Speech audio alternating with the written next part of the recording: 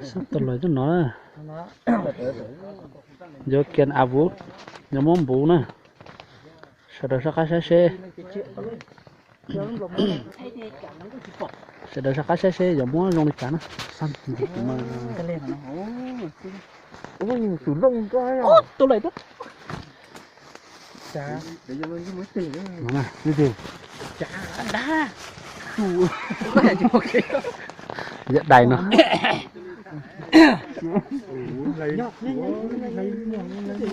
giờ nó rồi giờ nó giờ đầy cho một món hỏng rồi nó có mà đi trả chút giờ tao vừa tay lòng về á giờ nó nữa ừ giờ nó dùng bụng nữa dạ nên nó lù đấy rồi đó tao rồi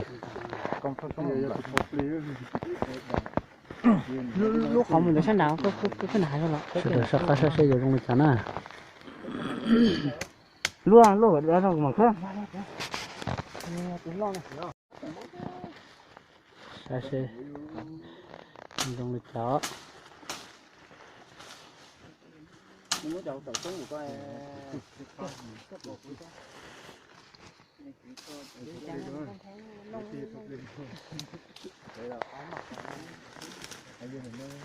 đặt chống hẳn lỗ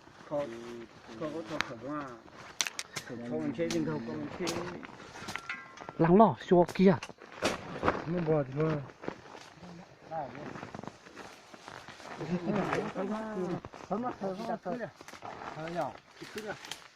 khứ mà ả lo chưa mà ả lo luôn cho khó thế nó cứ mà ả ai cái gì bên đầu nhà nó ba thôi chứ chân tông nó hay giả thắng à ai ní lúc còn vào được lúc còn là có cái gì có khứ là chân tông nó lo chi cái này chân tông lo chi cái lù mà anh nói có món nó khó lo đó rồi sắp tới đó nó có món nó khó lo đó ha thì có hai nó có món nó khó lo đó ha có chuyện lo gì cho tới tôi chống hẳn ấy món nó khó lo đó ha món nó khó lo ha món nó khó lo đó ha lúc phải lúa lọ ừ lúa lại cái chỉ theo tên gì thôi lúa thì đem lông vào trời con hello chua luôn ok chua giờ pe quá ăn lo rồi thế liền chua kia mà chưa anh nó nó là đầy nè đầy món muỗng khán giả là chúng nó lo luôn giờ này giờ này đầy cho món muỗng nè nó sẽ giặt trong hàng này đó à khơi cho tại nó chỉ không học chỉ nghĩ giáo viên hóa đó chỉ có đây kìa ha dạ dạ chỉ số cả là có chó giờ là lấy kia bé hả có chó kia nó ôi chị trắng lục luôn cái đều cái này không tạo trắng đó nó xua lửng đâu không được cơ đọc thế đó ơi chết to rồi nè tôi nữa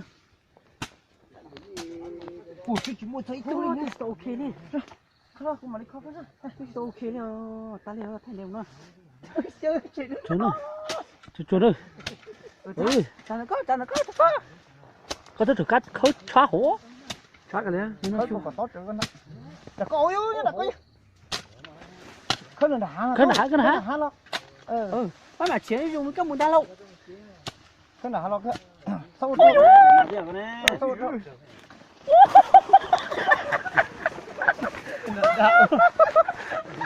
nó kia tí lên vào nó nó kia tí lên vào nó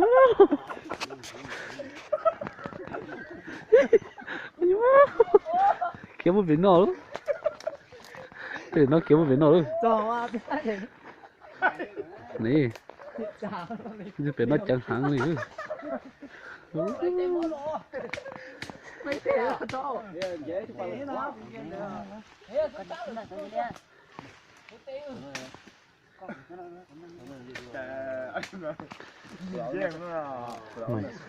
bây giờ nó mà thọt thì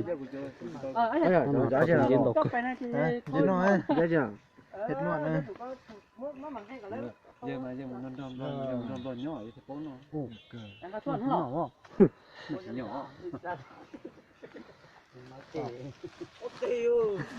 Giờ cân mà cân. Thế liền hả? Mình không thì có trái lớn như tao. Nó lấy rồi. Rồi, giờ tụi nó không giờ tụi nó giờ cá mũ á. Chủ gió hả? Chủ hả? Chủ chặt lấy ra. Chủ chặt lấy nè. Chủ đi. Giờ đã có một thay cho. Xí đi. Ui ui. Chống ta giòn rồi. Nó rồi. Chỉ nó to hết này.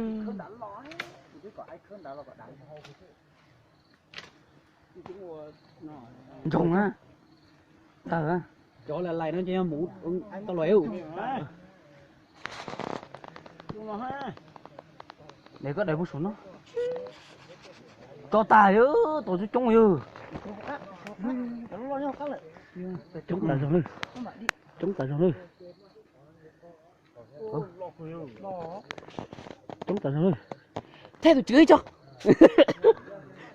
Sẽ được sao sẽ mình chữ chống ta giòn.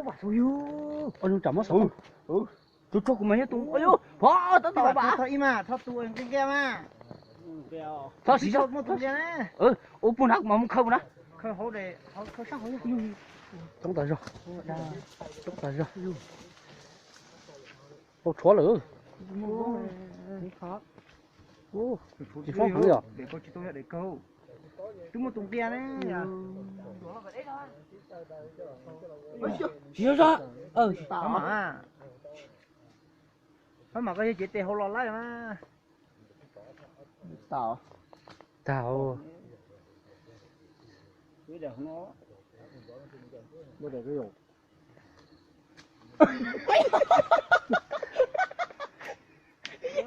Khơi nó khỏi luôn này. Cái gì để bụng chạy. Ta. Chống ta giòn. Nhưng mà khơi chúng ta này. Ai khơi nó khỏi con chúng ta này.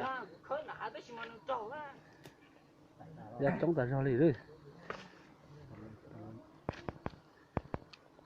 Chú rồi dễ dẻo luôn à. Ôi chúng ta phải dùng nó. Chúng ta. Nó kia đẹp nàn cho hả? Rồi chúng tao tí bảo yêu. Yo cái yêu. Ê chú có khơi. Cụ thể là cái cơn đạp rồi chứ. Một tụi nó một tụi thấy. Trong ta đây. Giờ nó muốn đi trong ta hả? Nhưng mà cho thì ta xuống bên bây giờ mà. Được cơ. Cho thì xuống bên bây Tao giờ. 손 dở quá. Sao là? Tao 손 dở quá. Nhỏ cho thì xuống bên bây giờ cái khử mà chứ bao. Cái chỉ tiền đã. Giờ chống ta giòn đi nữa. Nè, cho ta bên bây giờ cái khử. Giờ cơ. Móc cổ toàn bộ chúng nó. Muốn buộc áo thì sao? Ơi. Ai itu kia muốn đáp thấy thế. Nà thịt thòng đi có là quá, chạy. Ai sao có chuyện là cá như thế? Ôi vô, ho lử trong ta. Chuột cái nó, chuột cái này nó. Ủa sao chuột nó? Chuột cái này nó thế Ôi này. giời. Chuột có đèn trả chưa? Chỉ một chuột đá chi đâu. Bỏ kia nó bên mà kia đó. Nó đá ya. Bỏ bên nó bên mà kia đó. Bỏ bên nào bỏ.